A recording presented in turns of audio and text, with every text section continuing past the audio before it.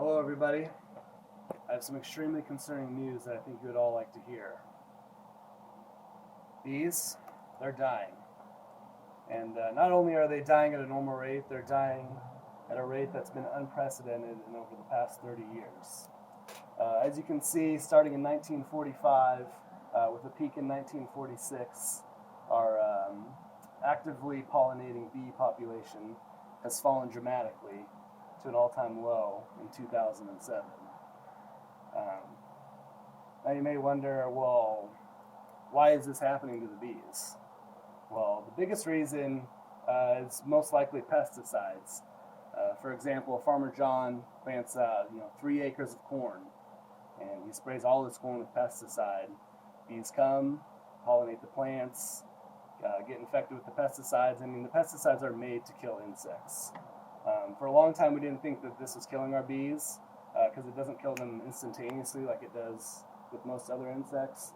But we've seen over a period of time it has long-term effects on their brain, and eventually they just die.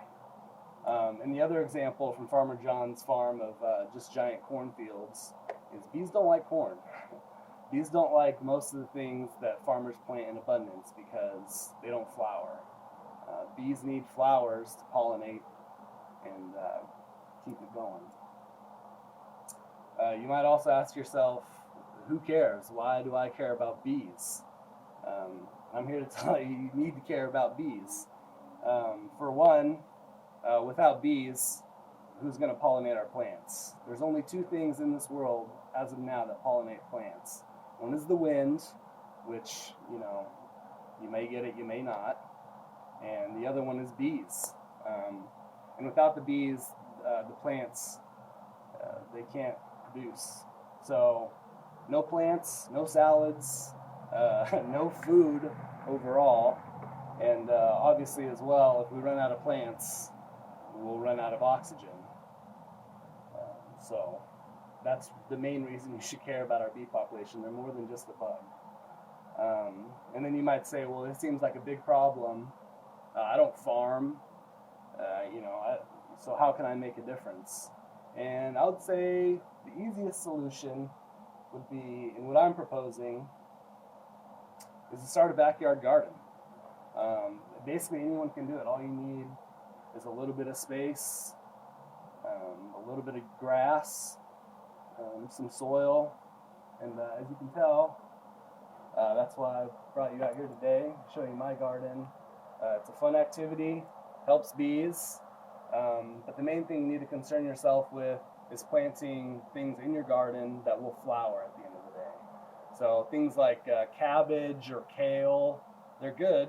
You can incorporate those into your garden, but they're not going to flower. It's not going to bring bees to your garden.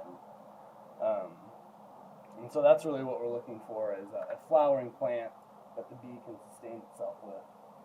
You might also ask yourself, well, I live in an apartment or somewhere where I don't have room for a yard, and that's totally understandable. Most people don't.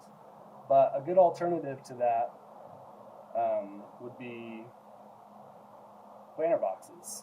So if you have a window, for example, in this picture, you can put planter boxes on every window, on the sides of your houses, look great at your house, or bring the bee population in.